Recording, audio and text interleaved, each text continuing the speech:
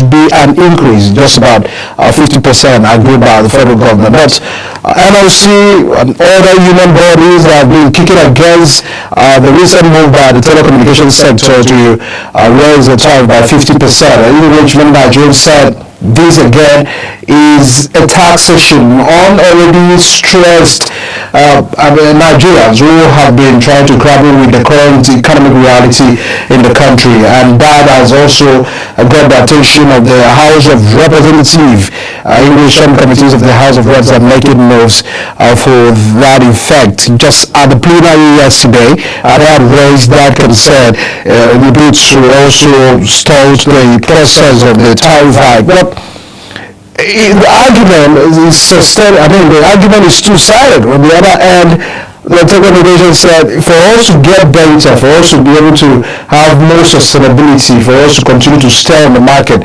there's a need for that consideration of that tariff hike.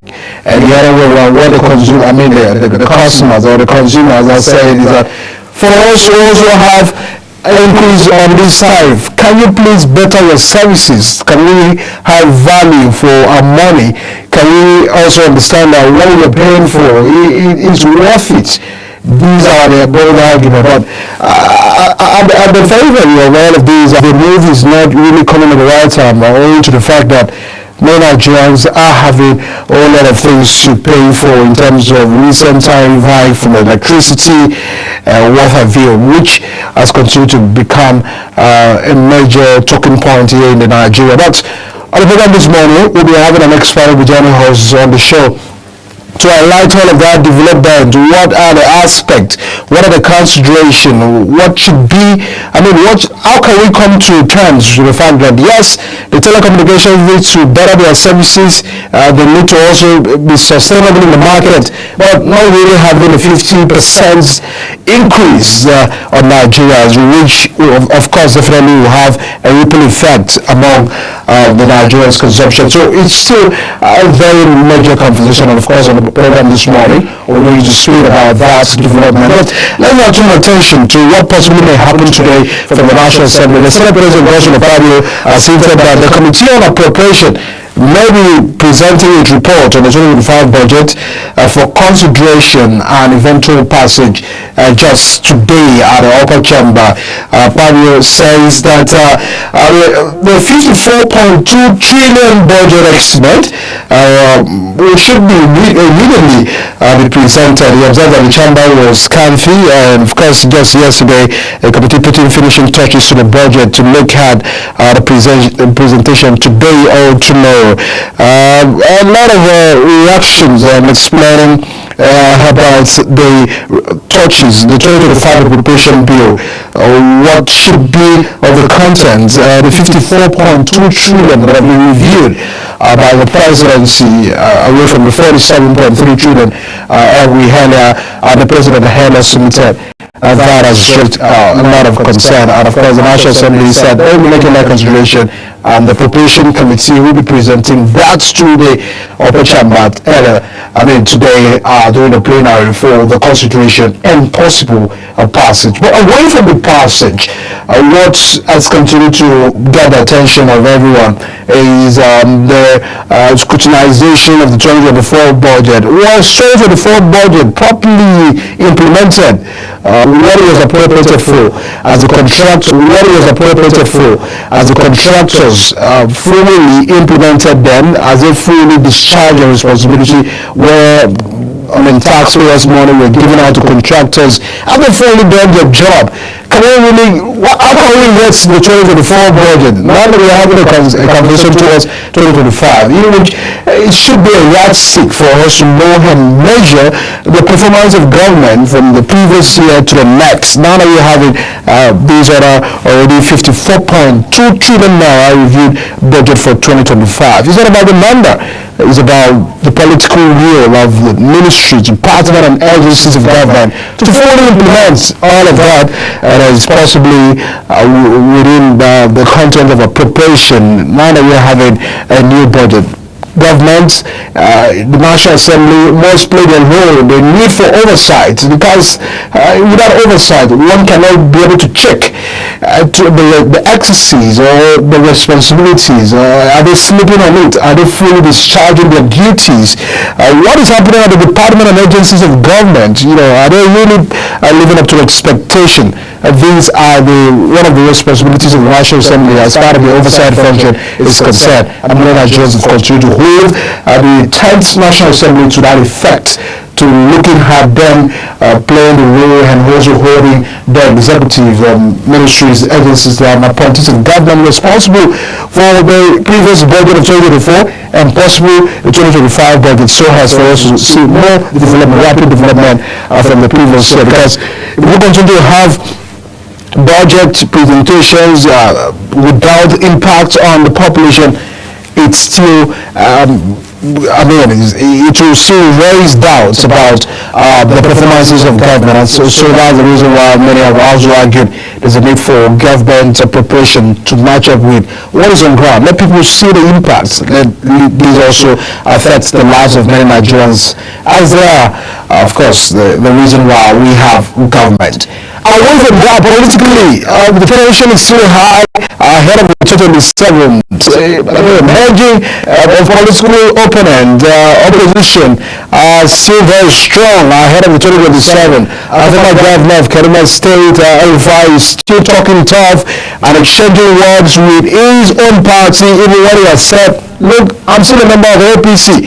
I have not defected. So, he's still speaking on the grounds of a member of APC and criticizing the government of the day in terms of policy, in terms of leadership. And APC are also firing back to El-Rufai. That has also drawn attention. What possible merging can work? Does El-Rufai have an intention to run for offices within the NNPP political parties as well, because of the factional politics ongoing within that party? And he don't get to Labour Party as well. Abuja is still having a very tough time to be able to decide as the chairman of Labour Party. Some members of the party are insisting that he is no longer the chairman. Even when INEC have actually duly recognized Abuja. But do you lead for yourself, or you lead for the sake of the party and the members of the party? That is what Benevol continue to ask the chairman of Labour Party. The PDP is not still that. Abia State have moved to suspend the BOT chairman. The National Working Committee, through the Public Secretary yesterday, as you said, is unconstitutional. They won't hold water, none of that. Owing to the fact that there is argument on part of the constitution of the PDP that said that a member of the Board of Trustees or the National Working Committee is ought to be, National Executive Council ought to be arguing that the suspension of the BOT chairman does not stand, and of course is unconstitutional. But that is a crisis within the PDP. The reason for the suspension is actually quoted from misconduct and all of this contribution that was stated out clearly from the Abia State People's Democratic Party chapter suspending the BOT chairman of the People's Democratic Party, Senator Wadara, and all of that. But it still gets to the point where the PDP and all the opposition parties are still having a tough time to resolve all of the crises within the House. It's got the House that is also there, not able to have a strong voice to engage the ruling political party, the LPC, which is still a major concern in Nigeria's political development. Away from that, we'll be having more stories for you on the national dailies today. What are the papers saying? What are the highlights on the papers for you to be able to catch up? Let's sit well with us on the show, and once we return from the break, we'll bring you the papers and the national dailies for you this morning. We'll be right back.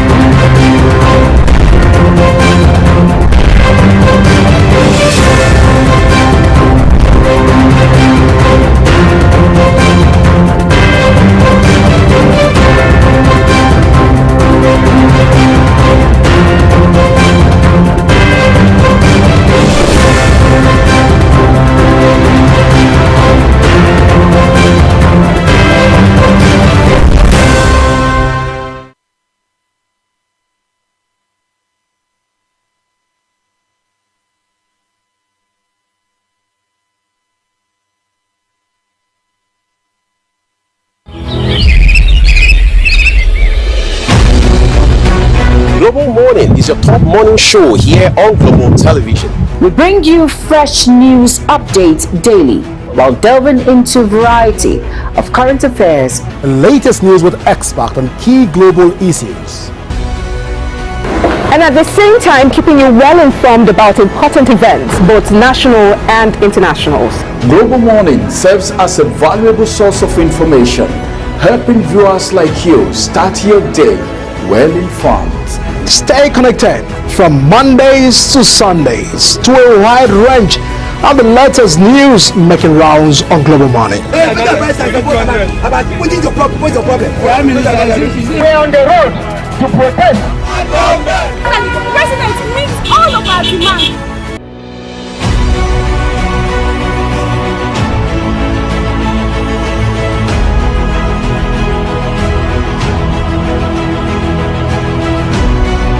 This is Global Morning.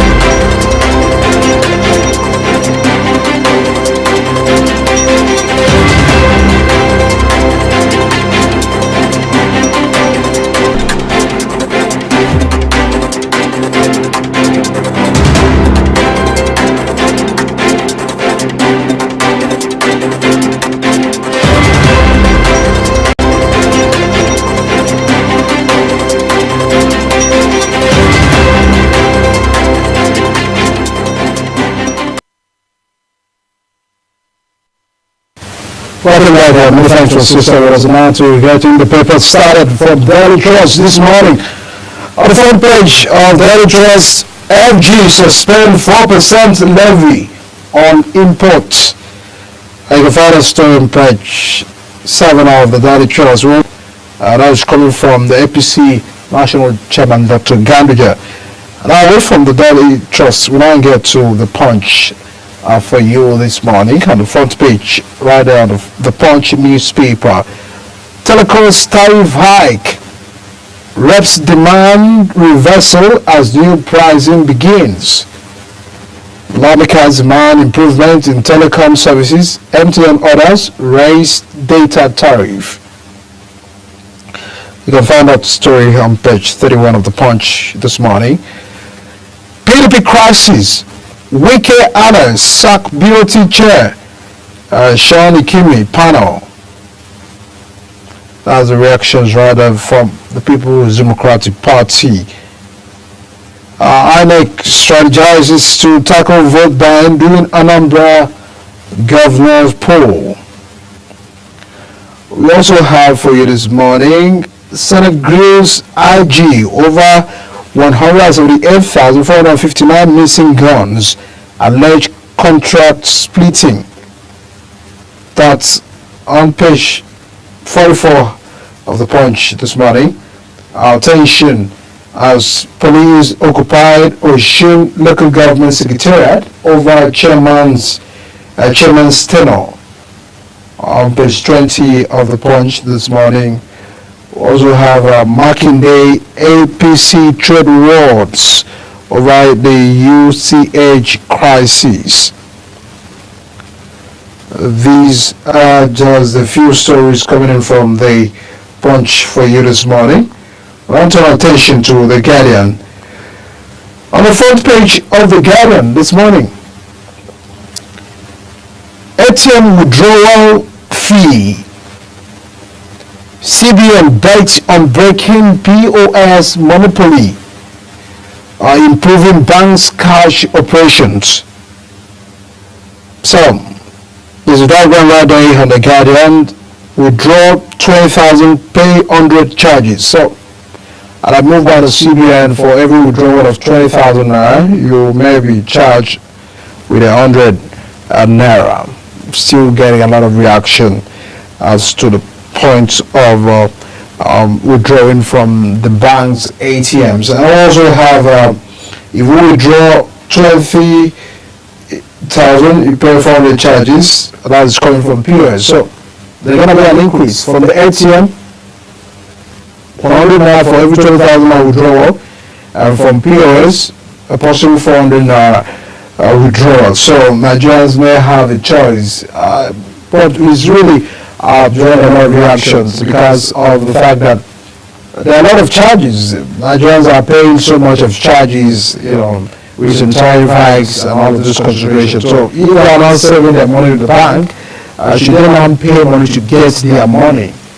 That is the question that have been asked to the CBN. Do people have to pay money to get their own money from the banks or ATM? We could understand the operators of the POS machines as well. They might have their consideration about those logistics they ought to cover. But if banks where people are keeping their money and are charging people from withdrawing, that has also raised concerns on what should be the explanation or the justification.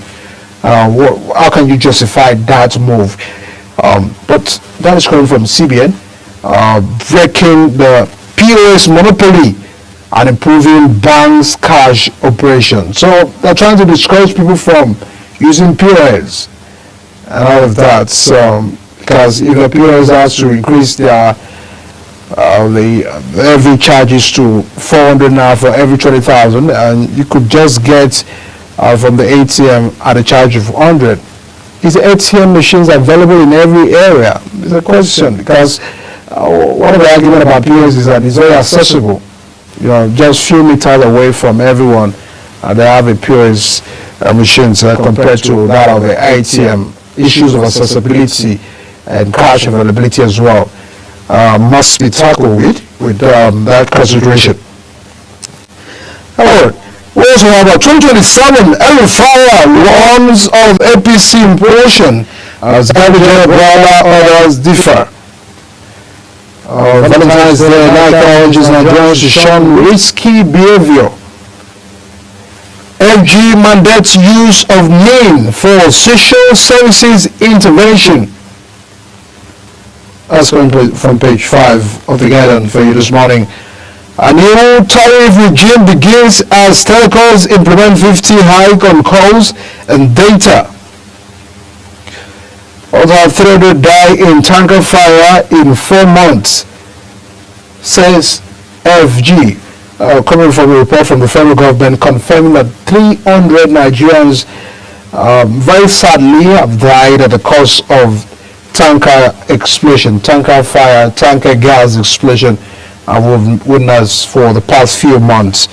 In about 4 months' time now, that have claimed the life of over 300 Nigerians very sadly, and this is the reason why attention must be given towards the sector the House of Reps and the National Assembly as a whole are also making consideration to move to know how they can also checkmate the movement of these heavy truck-loaded vehicles during the daytime, because it happens that if we have them move at night, the level of casualty may not always be the same compared to them moving during the day. The spark of every accident that we've witnessed a lot of explosion. Some family, the whole family have also lost life because of this sad situation. And this is the reason why attention must be given, and urgent attention must be taken. We should get better. Yes, there's no how. We may not have a justification for train services, to move our petroleum products, but if they must move on the road, should there be time for them to move? Should there be a better route and all of those? Or should our road be even better off so that they can move easily? Because the recent one within Niger State was caused by one of the factors that have contributed to that accident. Fire incident within the tankers was because of the condition of the road. So can our road get better so that they can move seamlessly?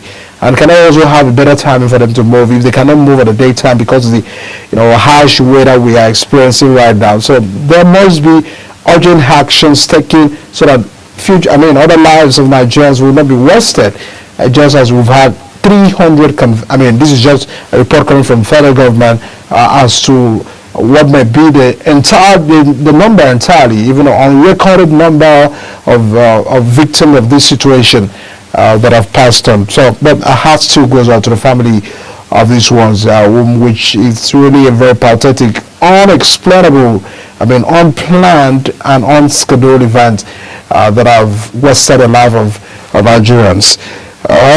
Of course, caution as well.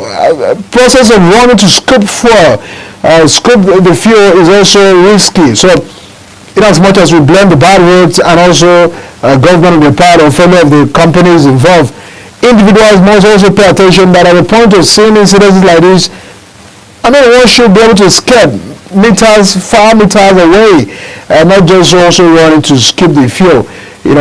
Yes, we understand that it's a very costly commodity, but should you risk your life at the point of skipping fuel, which is always not even worth it at the end of the day. So Nigerians should also learn lessons from these. Some of those persons that their life, they lost their life was in the process of also running towards that fallen tankers to skip their product, and fortunately the fire got them, and they were, sadly. But we must pay attention to our safety. Safety is paramount. We must pay attention to environment. Run as far as you can in situations like these, and also watch after your neighbors. We'll move now attention to the Nation newspaper this morning. On the front page of the Nation newspaper, 2027 Gambia fires back at El-Rufai for attacking Tinubu. APC chairman urges not to wait till 2031. That's the argument of APC. For now, let's concentrate with the South. We can't make any other zoning arrangement. Everyone El-Rufai is arguing that one may be able to come from even the North to contest. So, APC are arguing that the party have to wait till 2031 for power to be rotated to the South, reserving that position still, retaining the position still within the South, and that the North should wait till 2031. That's the argument of APC in respect to the 2027 election. We also have here on the front page of the Nation, Emirates Air Peace signs pact to link 13 Nigerian cities. Federal government secures 100% stake in Keystone Bank. Dangote Refinery slashes diesel ex-depot price to 1,020 naira per litre. Payment of new fee on ATM card use begins on March 1st. So that charges from ATM cards will be from March 1st, just a few weeks from now. MTN tariffs up by 50%.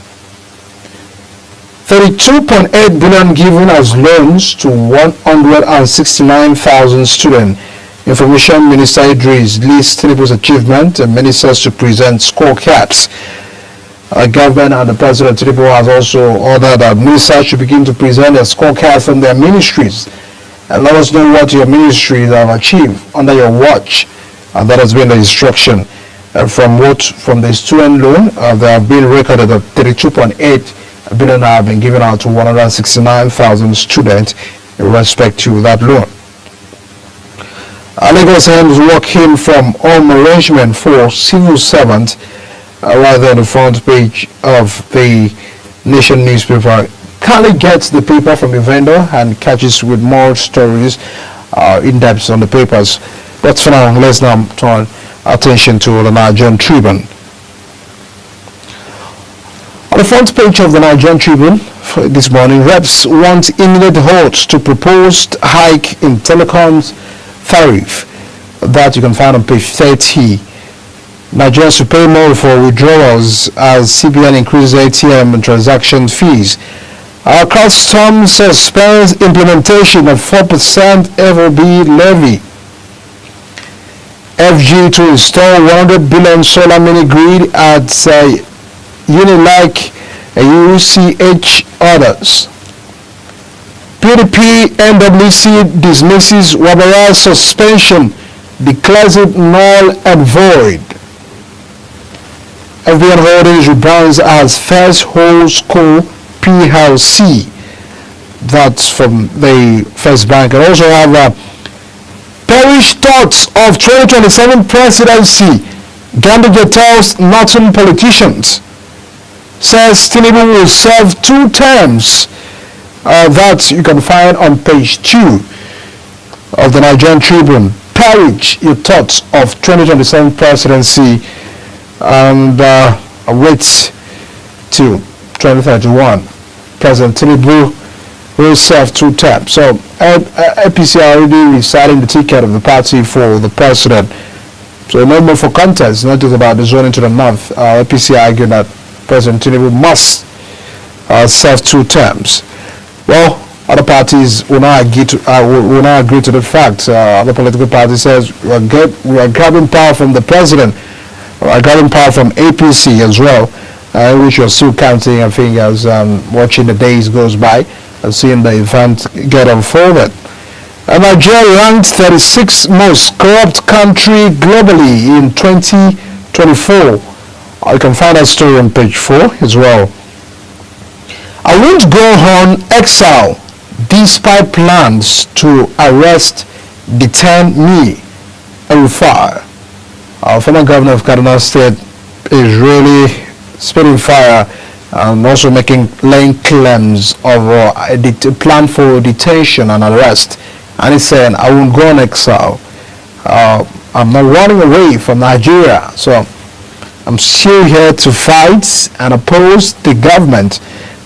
We must begin to interpret those words as well. NAFDAC seals Idemota area on the drug market. A very good note right there from NAFDAC due to a lot of fake drugs around the country. FG committed to reducing food prices through agricultural investment. That's coming from Information Minister. Police lost 178,459 firearms as of 2018. Auditor General's poll making reports on the loss of police firearms amounting to about 178,459. These are the story right there from the Nigerian Tribune for you this morning. And others. We'll get to have more on that headlines for you, and of course the interactions therein and the conversation that must get started as well. So stay with us on the show. We'll return back, and once we return, we'll finalize on the papers review, and at the top of the hour we'll bring you the news at 8, and afterwards the conversations on the topical issues get started. So stay with us.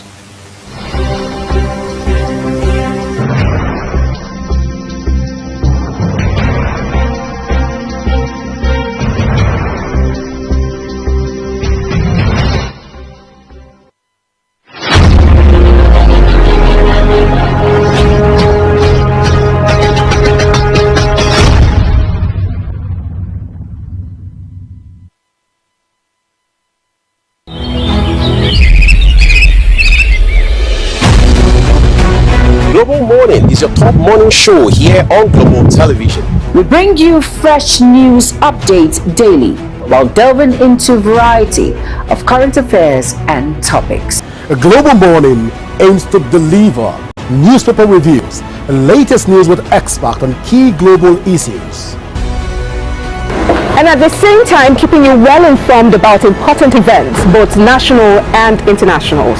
Global Morning serves as a valuable source of information, helping viewers like you start your day well informed. Stay connected from Mondays to Sundays to a wide range of the latest news making rounds on Global Morning. We're on the road to protest. And the president meets all of our demands.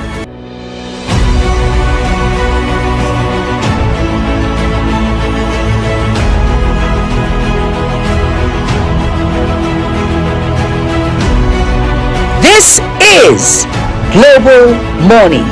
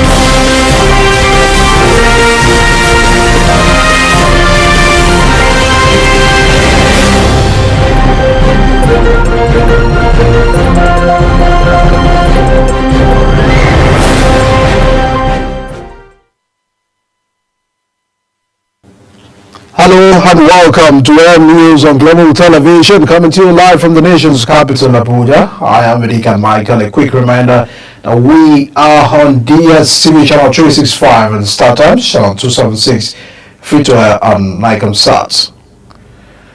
Chairman of Independent National Electoral Commission, Professor Mahmood Yakubu, says addressing the logistics of the upcoming elections in Nigeria is the Commission's priority.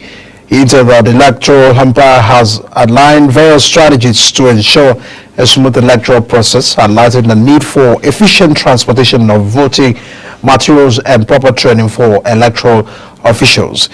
He said this while addressing the Interagency Consultative Committee on Election Security in Abuja. Our correspondent have the details. In his address, Professor Yakubu discussed the importance of technology in streamlining operations, including the use of electronic voting machines and real-time monitoring systems in enhancing future elections.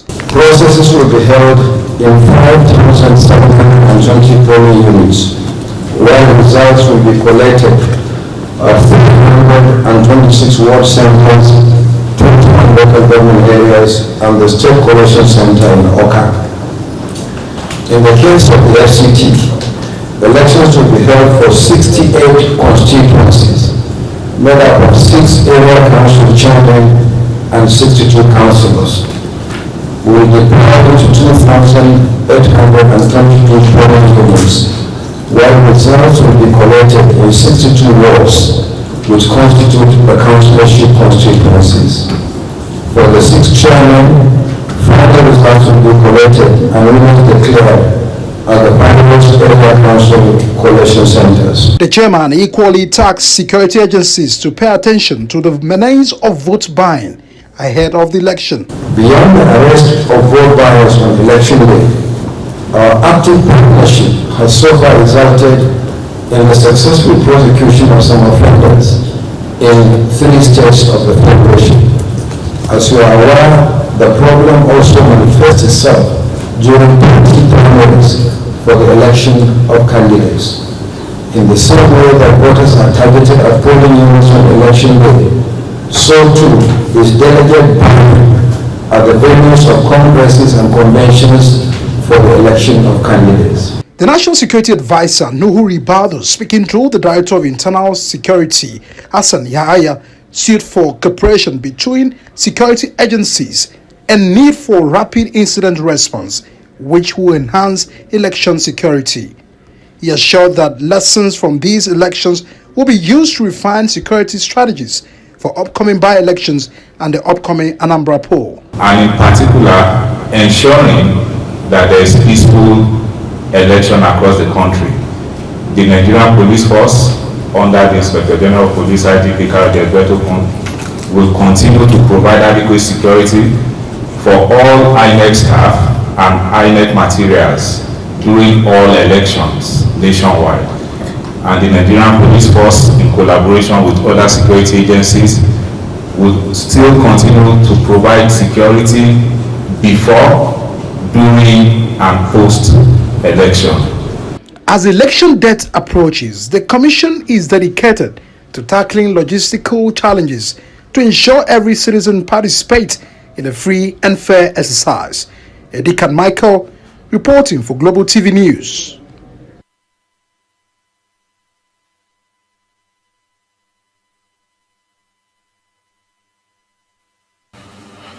The House of Representatives has directed the Nigerian Communications Commission to suspend the recent 50% hike in telecommunication tariffs.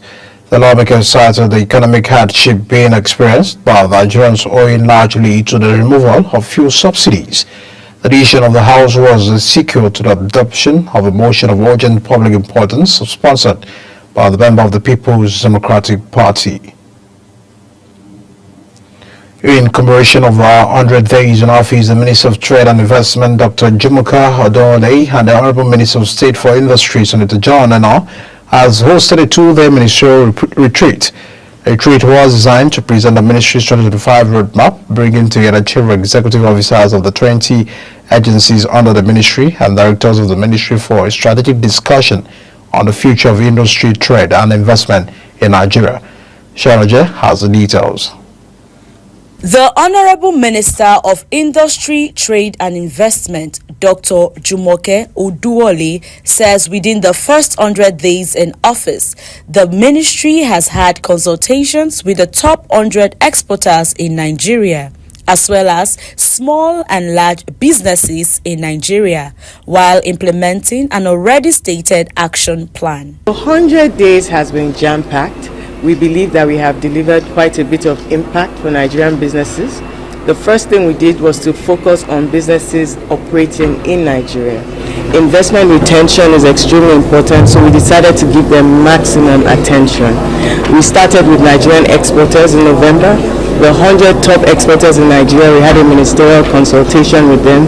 Of course, I have known a lot of their challenges from the PEDEC, but it is important to come up with an action plan. So we started implementing that action plan, and I think they'll bear witness. Even with the implementation, the approval of the National Single Window Project, that's part of it, the trade facilitation, and so this administration has been on that. We also continue to speak with MSMEs and bigger businesses. We took some time to map out what our trade policy review should look like. At the end of November, at the end of October, we had our WTO review, which is once in 7 years, and we had over 400 questions from different countries, which signifies the interest in Nigeria's economy. We've taken those questions and looked at it in terms of how the world sees our economy and what we can do about that. Funshaw Phillips, president of Phillips Consulting Limited, emphasized the importance of optimal performance by the agencies, stressing that it is crucial to meeting the needs and expectations of the general public. Actually, we are here now at the instance of the Minister of Industry, Trade and Investment, who, after a retreat now, commit us to sign a performance contract. Recall that the minister is in the performance bond with Mr. President, and on our part, we were asked to sign a performance contract with the minister, and part of our commitment, and we're ensure that we commit ourselves fully to implement the issue of the SMEC intervention that you have mentioned, that Corporate Affairs Commission, this is what we have known for. We've been doing it. Even from the newcomer, it has been captured that in such a way that now the registration, the share capital now, which is expected to be 100 million, now is reduced to 100,000. This is a room to accommodate small businesses in the country and beyond. The highlight of the event was the signing of the performance bond by the respective agencies, thereby formalizing their commitment to the implementation of the strategic plans and initiatives presented earlier. Sharon Ajay reporting for Global TV News. The federal government has raised the fees for processing and processing of application forms for a new private universities to 30 million naira. According to the National Universities, NUC include 5 million naira for application form and 25 million naira as processing fee respectively. NUC in a statement to this effect equally announced imposition of a 1-year moratorium on establishment of new private universities in the country. Meanwhile, the Joint Admissions and Matriculation Board says candidates under the age of 16 can be considered for admission into tertiary institutions if they demonstrate that they are academically exceptional by scoring 80% and above the Unified Tertiary Matriculation Examination. Given that the total score in the UTME is 400 marks, 80 represents a minimum score of 320. This development follows a recent reversal of the mandatory 18-year admission age benchmark introduced by the former Minister of Education, Tari Maman. And our Benue State government and Governor Halia has unveiled symbols to serve as unique identities and pride of the state. The governor, while performing the unveiling ceremony, commended efforts of the screening committee for living up to the mandate within the record time. Our correspondent Felicity Ndare has a report.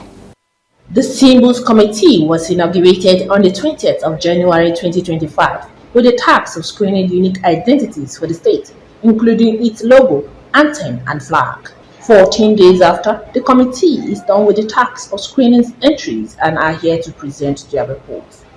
Chairman of the screening committee, retired Justice Augustine Utaha, while presenting their final choices, said the initiative of selecting unique identities for the state is long overdue. Retired Justice Utaha, who described the initiative as a remarkable one, noted that it further demonstrates the governor's quest to develop the state, as evident in his policies and programs aimed at improving the well-being of the populace. The commitment to infrastructure development is legendary. Your focus on agriculture is inspiring, and your attention to human and capital development is most welcome. Governor Hyacinth Alia, who appreciated the committee for the timely completion of their mandate, said the symbols are important tools for the promotion of the state's identity, heritage, and culture. He assured the people that the symbols will be used to brand Benue State to attract tourism and investment opportunities. And I would also like to appreciate everyone who made entries for the state symbols. Your creativity, imagination, and enthusiasm are what made this project a success. Whether your entry was selected or not, please know that your contribution is valued and appreciated. An executive bill is to be submitted to the State House of Assembly for passage into law and assent by Governor Alia to become official state symbols. In Makudi, Felicity Ndere, reporting for Global TV News. Now, the House of Reps has urged the federal government to urgently deploy troops to trouble communities in Borno State where lives were lost recently and valuable property destroyed due to the attack by members of Boko Haram terrorist sector. The resolution of the House followed the adoption of a motion of urgent public importance moved by the member representing Akari Ubara Hawul, Federal Constituency in Borno State, Maidala Banami. Banami informed the House of the recent attack by the Boko Haram insurgents and the Yakawa communities in Hawul local government area of the state, which resulted in the tragic loss of life, destruction of properties, and displacement of innocent residents. Away from that, the National Agency for Food and Drug Administration and Control, NAFDAC, has sealed the Inumota open drug market in Lagos State. NAFDAC says it is part of its ongoing effort to eliminate fake and substandard medicines in the country. Agency's Director of Investigation and Enforcement, Shaba Mohammed, told journalists during an enforcement exercise that led to the closure of the shops. The Nigeria Labour Congress has lamented that most governors abandon their state and live permanently in Abuja, the federal capital territory, while the people they ought to govern are facing hardship. President of NLC, Joe Ajaero, started this in what appeared to be a town hall meeting with the workers at the NLC Secretariat at Lokoja, Kogi State. A Congress leadership in Kogi State to deliver and commission 10 compressed natural gas buses provided to the state chapter of the Congress to ease transportation problems. The Supreme Court has reserved judgment on the appeal filed by the All Progressive Congress seeking to nullify the Rivers State local government election conducted on October 5, 2024. During the proceedings, the appeals court announced that a date for the judgment will be communicated later after all parties on the suit adopted their processes. Justice Peter Lifu of the Federal High Court in Abuja had previously restrained the Independent National Electoral Commission from releasing the voters' register to Rivers State Independent Electoral Commission for the conduct of the election. Oyo State government, in partnership with the United Nations Children Fund, has launched a 4-year multi-sectoral strategic plan of action on food and nutrition to tackle malnutrition and hunger among children and women in the state. The State Commissioner of Budgets and Economic Planning, Ms. Babatunde, launched the project in Ibadan, in which the Commissioner for Information and Orientation, Dalton Oyalade, in Ibadan, the state's capital, said the state government was committed to eradicating malnutrition within its borders. In decisive move to cast votes, Brian and Shaw's secure election, the Independent Electoral Commission says that agencies must reaffirm their commitment to electoral integrity ahead of the polls in 2025 and 2026 election. The Nigerian Railway Corporation, in partnership with APM Terminals, has expanded cargo movement from the Apapa ports in Lagos to Nigerian Railway Corporation's freight yard in Moinda, Ibadan, Oyo State. At the flag-off ceremony of the standard gauge road in Apapa, Lagos, the new managing director of the corporation, Dr. Kayode Oboifa, promised that no stone will be left unturned as the rail system is vital under President Bola Tinubu's government. He says this collaboration helps to enhance logistics efficiency, increase rail transport capacity, offer a more sustainable, cost-effective solution for cargo movement, and decongest the Apapa port. You're now watching live broadcasts of AM News here on Global Television, coming to you live from the nation's capital. When we return, Central Bank of Nigeria approves new ATM withdrawal charges for banks. We have those details from the world of business as well as more stories from foreign and sports segment for you. Please stay with us.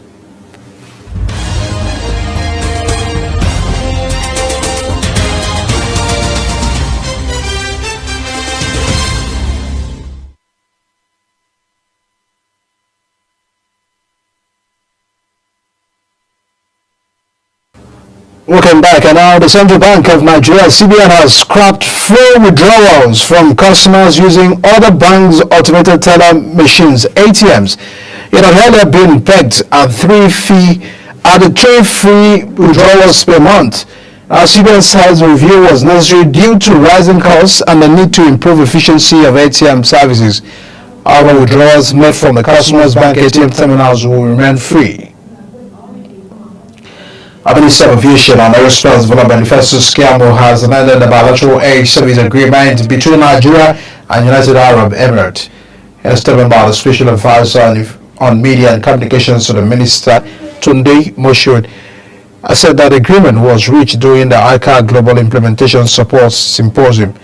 In a meeting with the Ministers of Economy, Abdul Bin, Moshood also noted that the signing of the amended BASA builds on last year's negotiation, ensuring reciprocal rights for both countries and fostering deeper aviation collaboration. In the world of business, the Nigerian National Petroleum Company Limited is considering fresh premium motor spirit price reduction as Mrs. Fuel Station, in partnership with Dangote Refinery, has announced a fuel pump price quote. The National President of Petroleum Product Retail Outlet Association, Billy Ari, and spokesperson for Independent Petroleum Market Association of Nigeria, Chinedu Okadike, say the Nigerian National Petroleum Company Limited has no choice but to reduce petrol retail prices. The Securities and Exchange Commission has announced plans to sanitize state governments on investment opportunities in the capital market as part of effort to drive wealth creation and economic growth. The Commission's Director General, Emotuma Agama, disclosed this during a meeting with a delegation from the World Bank Group and the International Finance Corporation in Abuja. Agama stated that the Commission aims to enhance the understanding of financial market, investment strategies and regulatory frameworks among state government to help them maximize their economic potential. Moroccan Investment and Export Development Agency has expressed its intention to mobilize investors for direct investment in agriculture and green energy in Yobe State. This development was announced by the head emerging industries at the agency's Asrin, when he received the Yobe State delegation led by the Secretary to the State Government, Baba Madamwali, in Rabat, Morocco. According to the Yobe's rich agricultural resources, including seeds and Gamma Arabic, have immense potential and value in the international market. And now, as we wrap up the news at AM, we'll now take a look at the foreign scene. A private jet owned by the Motley Crue lead singer Vince Neil rammed another plane on the runway at Caldwell Airport in Arizona, leaving one person dead. Report says it collided with the Gulfstream 200 packed at the nearly rammed. 4 people were on the large jet which was flying in from the Austin, and 1 was on the Gulfstream, according to officials. The The World Health Organization launched a new platform providing a cost-free cancer medicine for thousands of children living in low and middle-income countries in a bid to improve the lagging survival rate. The first medicines were being delivered to Mongolia, and the World Health says with further shipment planned for Ecuador, Jordan, Nepal, and Zambia as part of the project's pilot phase. South Korea suspended President Yoon Suk has blamed what he called malicious opposition for his decision to declare the martial law. He also called the ban of the past 12 games there ending in draws. Slot preparing for his first and last derby had a garrison release the emotion of the occasion on Wednesday, who had to Liverpool's challenge. And that's our package here on Air News, coming to you live from the nation's capital. A quick reminder that we are on DSTV channel 365, sometimes channel 276, and free to our Nikon sat. You can follow us on social media platform at Global TV NG.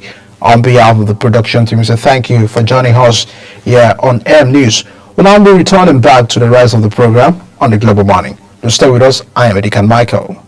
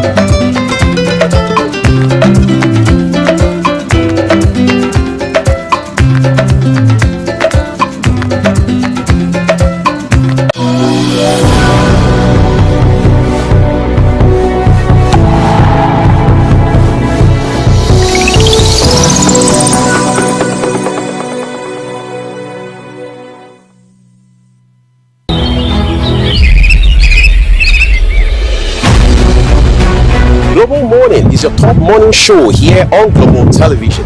We bring you fresh news updates daily while delving into a variety of current affairs and topics. A Global Morning aims to deliver newspaper reviews, latest news with experts on key global issues, and at the same time keeping you well informed about important events, both national and internationals. Global Morning serves as a valuable source of information, helping viewers like you start your day well informed. Stay connected from Mondays to Sundays to a wide range of the latest news making rounds on Global Morning. We're on the road to protest. The president meets all of our demands.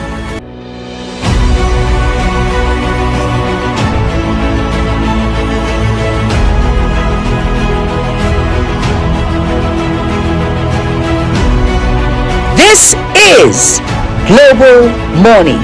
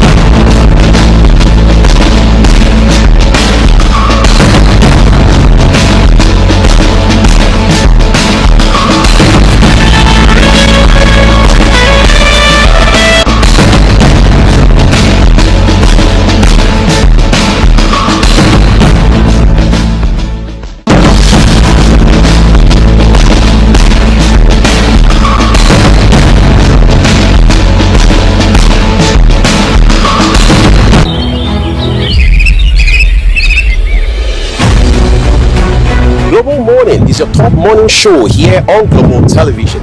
We bring you fresh news updates daily while delving into a variety of current affairs and topics. A Global Morning aims to deliver newspaper reviews, latest news with experts on key global issues, and at the same time keeping you well informed about important events, both national and international.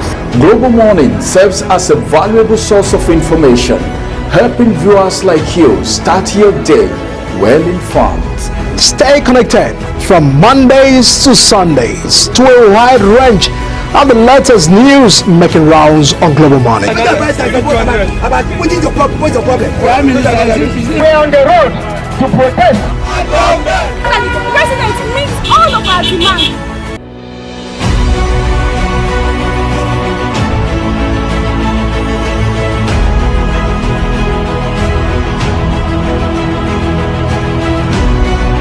This is Global Morning.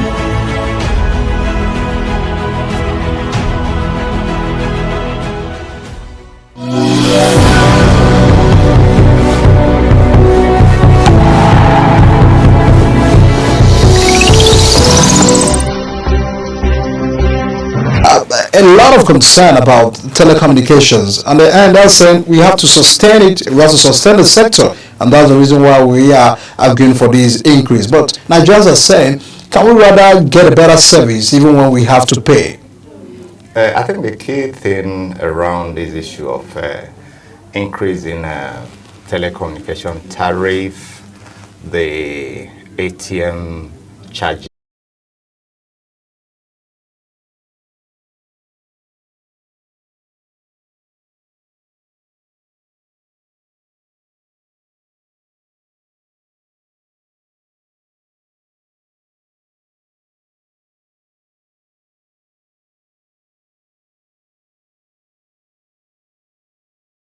Federal Communications Commission during the 2024 cap to cost or the fares, whether telecom fares, the banking, ATM fees.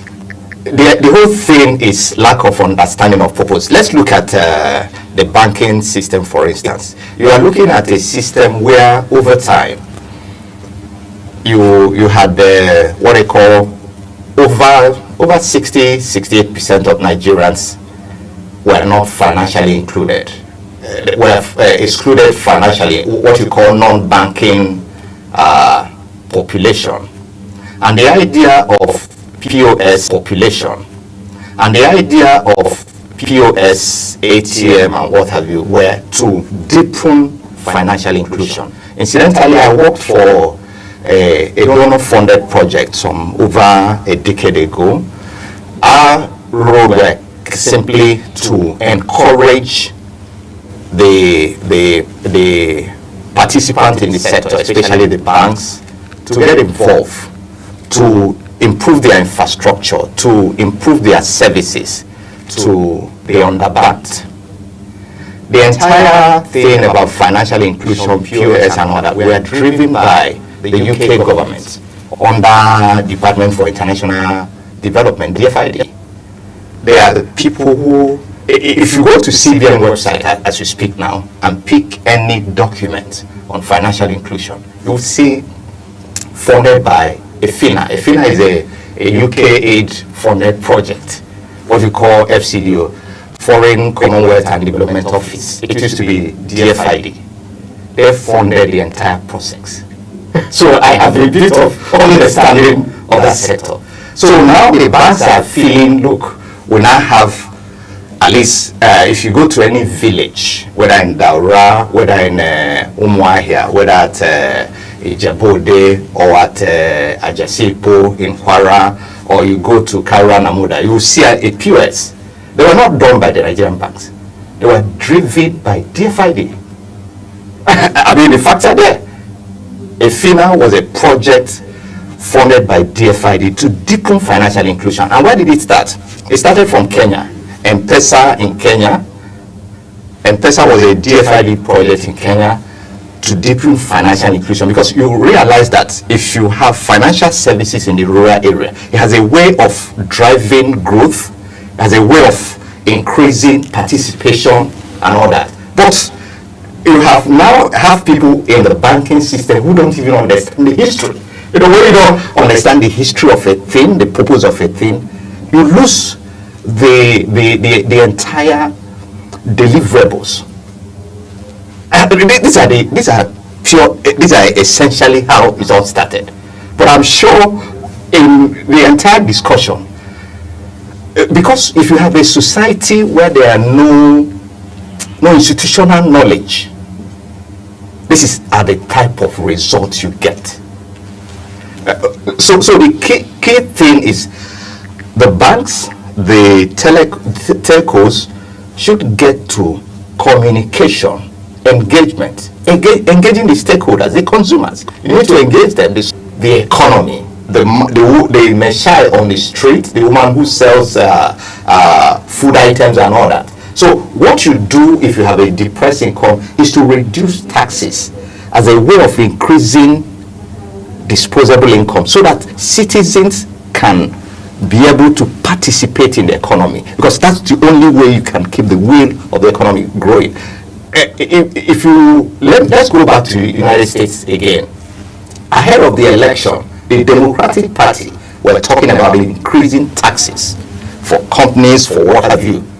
But the Republican Party understands that, look, in an economy where you have a huge challenge and you increase taxes, one of the things will happen, companies are going to downsize. If companies downsize, people will end up not having job. And if people don't have job, the economy will get deeper into crisis. So I feel a little bit of odd each time. I mean, there's a discussion around increased taxation. Increasing taxation do not improve an economy. It has never improved the economy anywhere.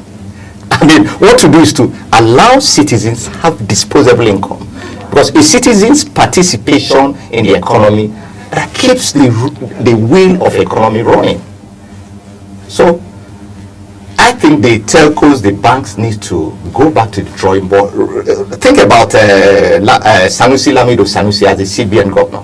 He said, look, the banks don't need to charge anything for ATM. You know why? Well, he understood at that point in time they were trying to drive financial inclusion.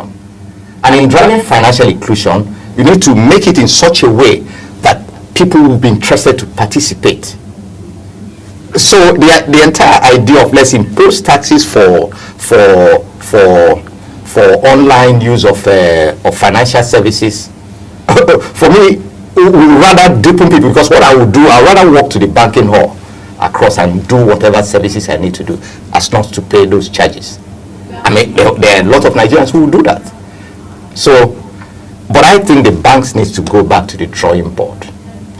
If you look at the profits they declare every year, they don't need that money in the research. Just pick one bank, do analysis of the profits they declare, and ask, do they really need that money? All right. I mean, how about the monopoly within the sectors? Because if we look at, sometimes those are probably will argue. We have, some monopoly within the banking sector, also look at even the telecom sector. Where then should be at the position of Nigerians in all of this? Well, the issue is that in 2001, when we opened up for mobile telecom services in Nigeria, we had the then Nitel got a license. We had Econet, we had MTN. There were 3 then, and later 2 additional telcos were added, Globacom and Etisalat. Now, then Etisalat. One of the things I had said then, I told some friends that, look, we don't have key big global players in this system. we didn't have AT&T in here, we didn't have Orange. There were a lot of companies I think should have been allowed to participate as a way of opening the Nigerian economy. And if we had big players, the price would have crashed. Again, do an analysis of cost of call in Nigeria, cost of call across in Ghana or Benin Republic or any of the countries around, or not to talk of in Europe. What is the cost of data? So the entire thing is that one of the things we have failed to do in Nigeria over time is that, look, each time we want to open a sector, we don't get the global players in. And that has a way of affecting Nigeria. For instance, before MTN came in here in 2001, what was their reach? I mean, their major subscribers were built in Nigeria. But I'm not sure that company is appreciating the effort of Nigerians. And also the other players in the system. But I think by and large, that sector needs to be opened. You need to allow more people, because that's the only more players, because that's the only way you can have some sort of a system that works. I expect that big global players should be here. Across in Ivory Coast, you have big companies, global players there. So we can, because you are talking about 100 and you're talking about over 200 million population. Perhaps that's why, like we talked about monopoly, that's why they feel, look, we've got the field. The field is closed and we can do whatever we want to do. But I think the government should look at opening the system, opening the space. And when you open the space, invariably the price will crash. And Nigerians will get better services.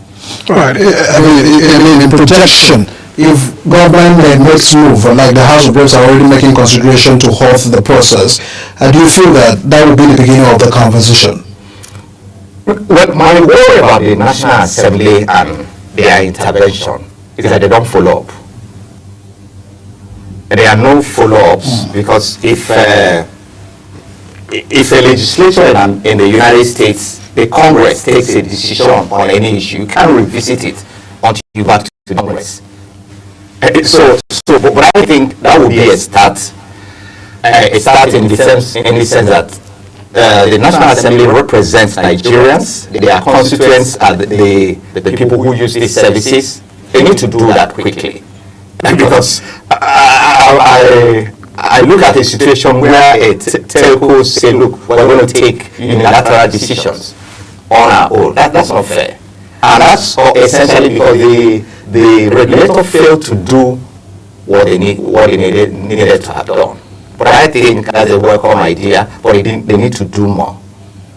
But I think a more sustainable way of managing it should be allow other players to come in. We need to have Orange here, we need to have AT&T, we need to have a lot of big players, and the price will crash. Because I think the guys who are currently at play at the moment think, they don't have competition. Competition is going to drive down the pricing. We do hope that all of that can be resolved for better services to the Nigerians. Emmanuel Zona is a public policy consultant. Thanks so much for joining us on the show this morning and giving us some hints on that development. My great pleasure. Everyone, we'll be turning our attention towards the recent judgment by the courts on Honorable Justice Binta Nyako of the Federal High Court, the joint trial of Nnamdi Kanu, leader of the indigenous people of Biafra, indefinitely. What does this mean, or what is the interpretation? What may be the fate of Nnamdi Kanu and the people of the Southeast who are calling on the release of Nnamdi Kanu in that matter? Do stay with us on the show. I'll be right back. Sorry.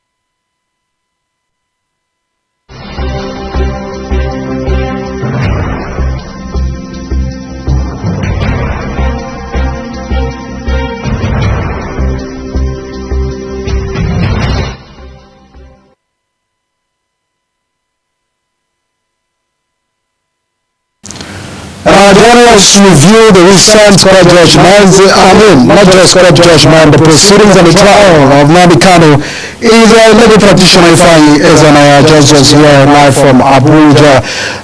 To give us an update, what does suspending the case indefinitely, what is the interpretation? Does it mean that the case will not be revisited? Or will it mean that we are yet to also know more about that case? Can you please come again?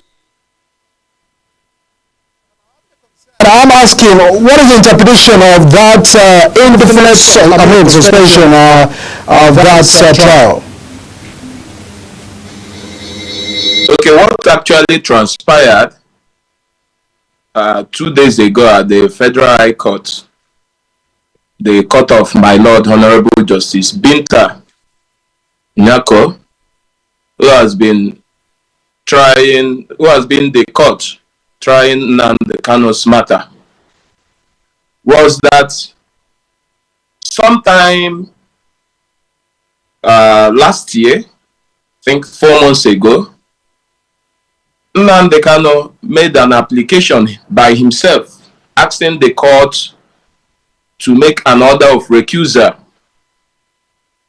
recusing himself from the matter, which my Lord obliged and made that order.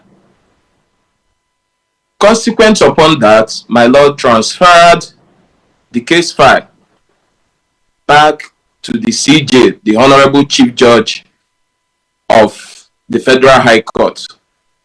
And ordinarily, in the normal circumstance, what the CJ ought to do, which I believe he did, was to reassign the case to another judge of the Federal High Court here in Abuja.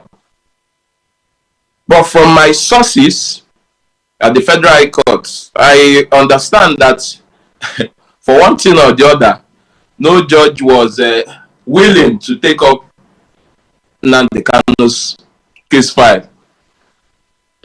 And that being said, my Lord, the Honorable, the Chief Judge of the Federal High Court, Honorable Justice John Sosho, had no other option than to send back, to remit the case file back to the trial judge, Binta Nyako.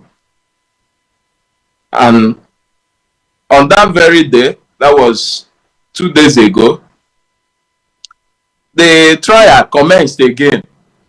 That was what led to the outburst of Mazen Nnamdi Kanu, asking my Lord that my Lord does not have any jurisdiction to continue to try him, having recused herself from that matter. So that was what actually transpired on that fateful day in court.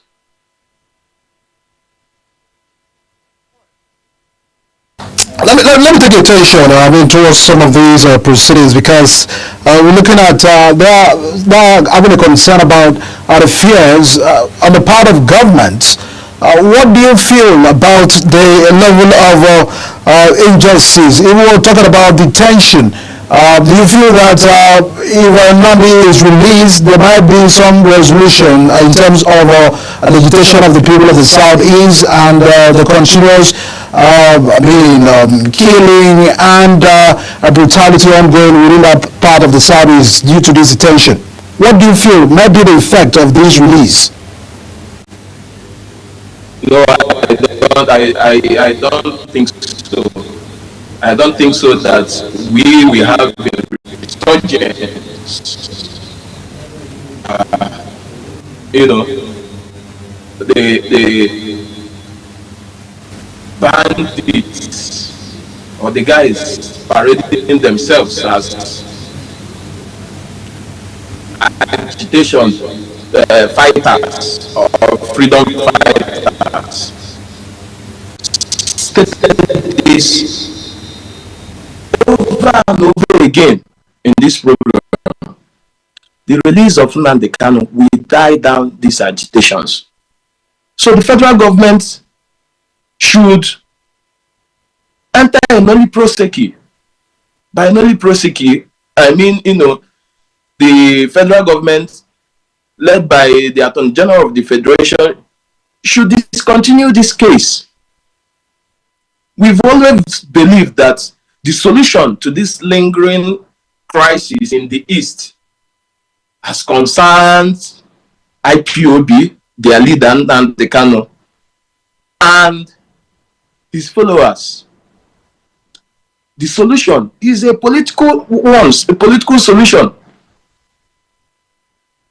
and not, trial. Okay, since the trial commenced, this is more than 9 years, going to 10 years. He was arrested in 2015. Where are we? Where are we in the case? It has been one interlocutory application to the other. It may surprise you to know that this case has not even commenced. The federal government is here to field a witness, is there to open their case against Nnamdi Kanu in court because of one interlocutory application, interlocutory appeal to another. This matter has gone to the Supreme Court on interlocutory appeals, not the merit of the matter. And yet, here we are. And that was what led to his outburst in court the other day. You cannot keep a man and, indefinitely without making progress in his trial. He has said, I don't have confidence in the court. Yes, my Lord did the right thing to recuse herself sometime last year. But maybe because of the circumstances of the case, no judge within the Abuja division of the Federal High Court was willing to take up the case. So my Lord, the CJ had no other choice than to remit the case back to, to the trial court. And I think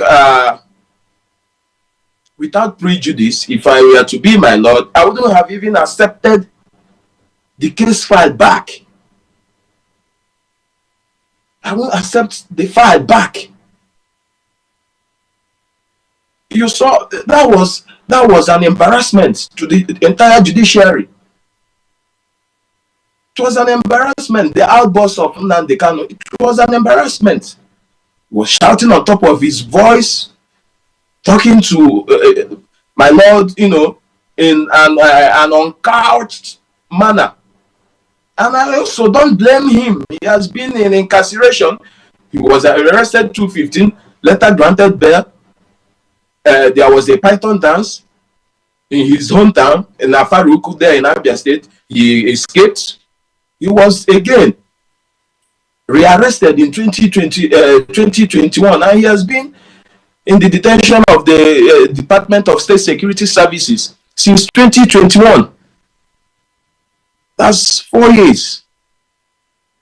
So I don't blame, his outburst in court. So it is a call for the federal government, the leaders of the Southeast, to come together. Before now, the leaders of the Southeast have led delegation to the federal government, both the previous administration and this current administration led by His Excellency Ahmed Bola Tinubu. They've led the delegation. If they could give, I don't want to sound or to play ethnic cards, but if Sunday Igboho, who was agitating for a Yoruba nation, if his own case was discontinued by the federal government sometime last year, that's a political solution. Why can't it Why can't they apply the same approach, the same method to Nnamdi Kanu's case? And over again, he has said that once released, that all this agitation, all this kidnapping in the east, where I come from, is now a hotbed, hot zone for bandits, terrorists, kidnappings. The east where I come from, where I grew up, used to be one of the calmest parts. There is something like that in the country.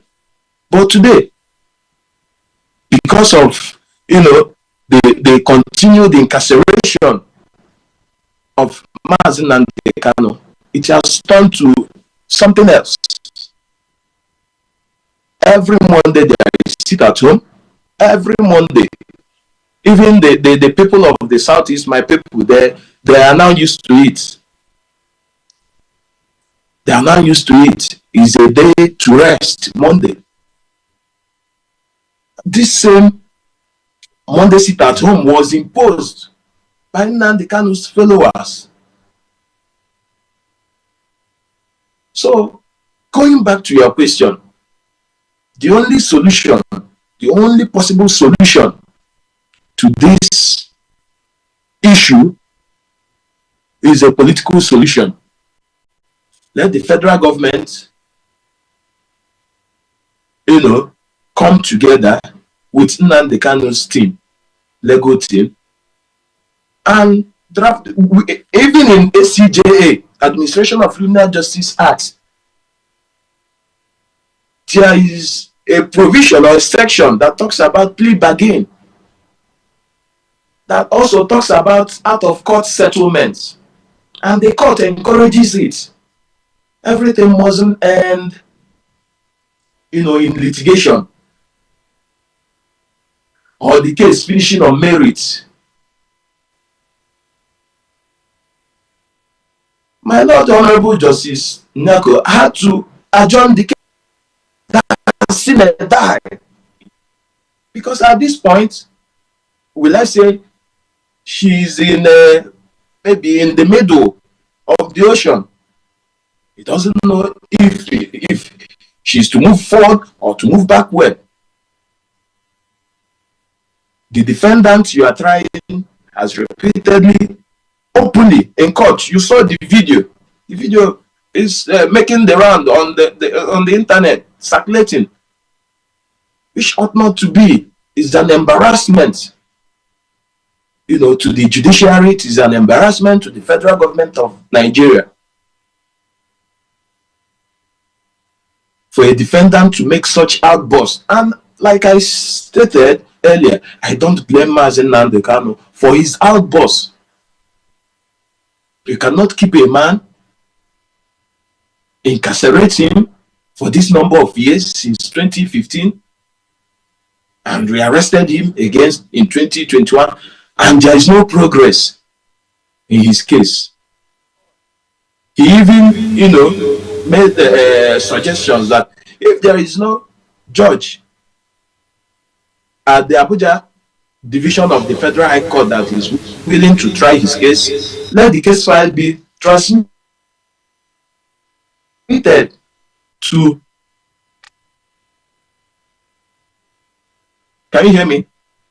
Yes, I can hear you.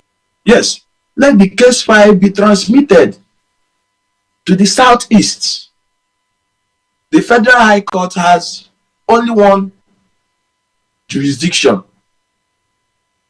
Then, for convenience, the Federal High Court was divided into divisions. We have Abuja divisions, we have Oka division, because there is a Federal High Court in Oka. We have Enugu division, and so many other divisions within the country.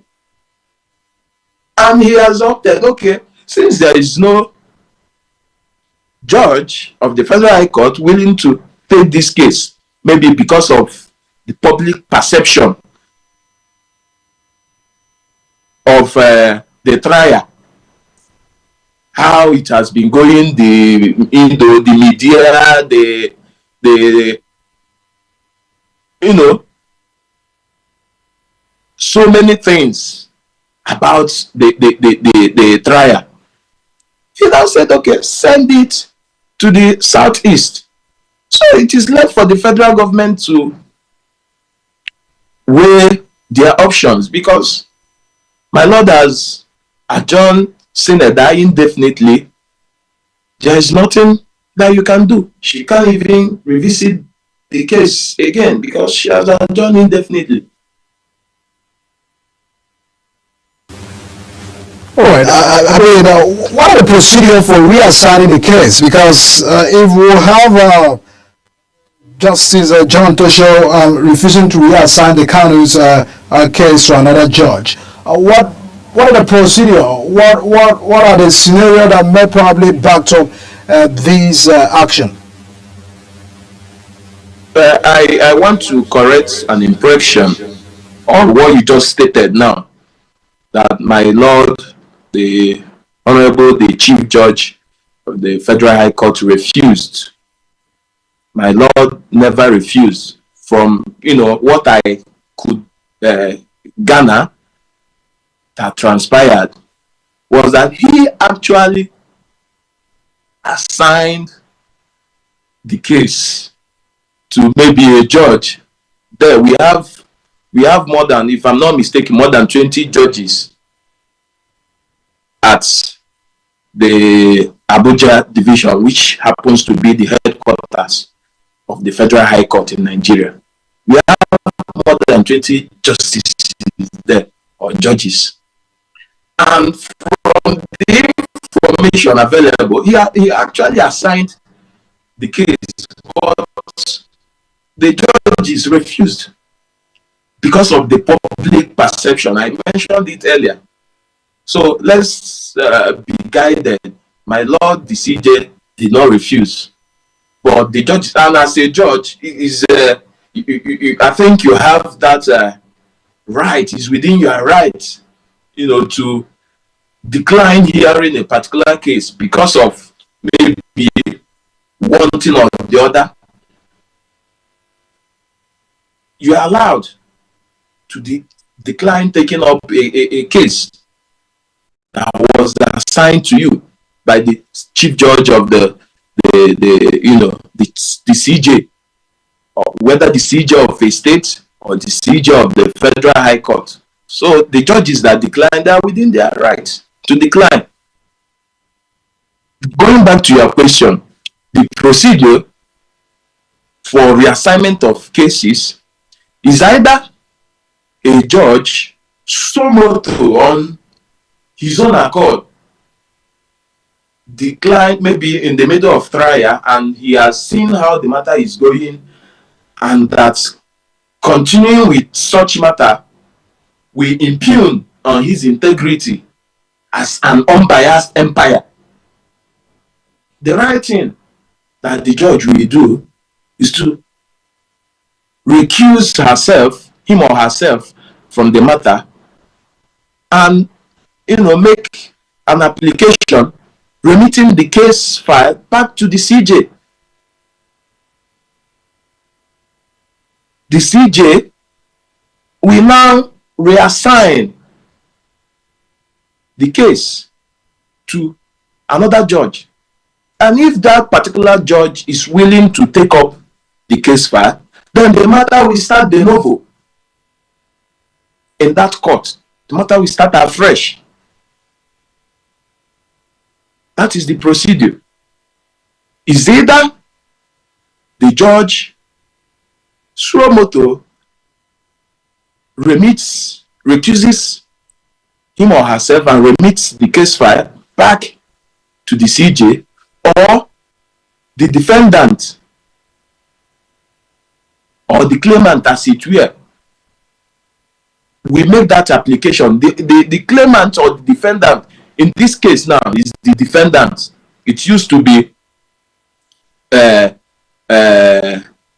suspects, but now defendant. The defendant has that right, unfettered right, to do what? to ask a judge to recuse. Maybe because he thinks the judge, or he feels that the judge is biased, or that the judge has the likelihood of being biased. Then he can make the application, just like Nnamdi Kanu did sometime last year. So that's the procedure. Just before I let you go, on the viral video, we saw Kanu also stating, very strongly about his stand on the Biafra nation. So I would like to ask you, do you believe on that? Now one Nigeria, all the Biafra, and do you feel that is continuous holding back towards the Biafra agitation might also make the cases worsen?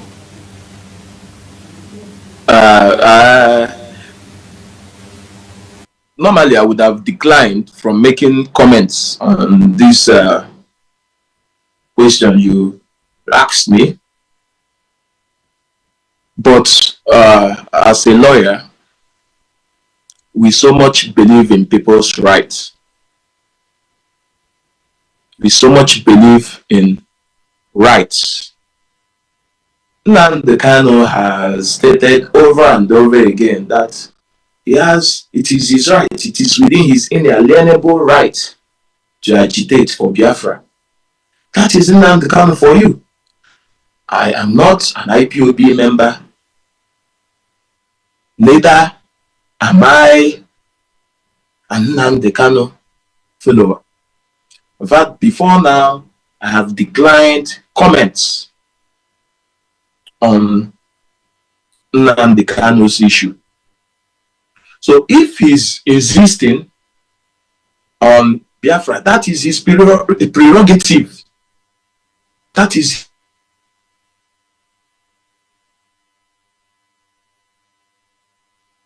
charter gives him that right for self,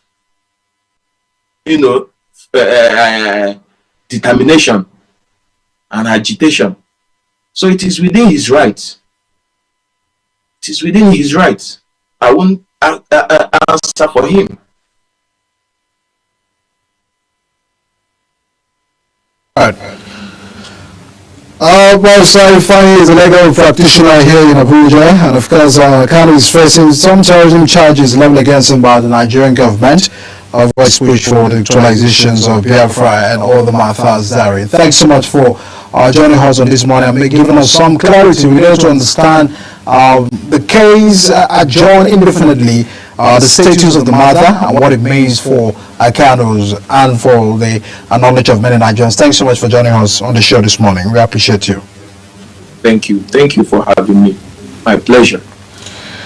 All right, everyone. Now, there are a lot of projection and concern about all of the judicial proceedings. Rivers State are still having their own fair share of the judgment from the Supreme Court. There are a lot of misinterpretation over the court's proceedings.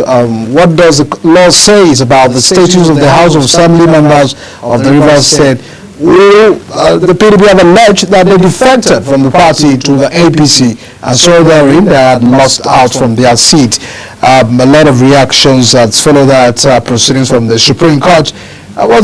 Governor says he is not distracted and is not perturbed and is still proceeding with the businesses of the state with just a few members left at the House of Assembly.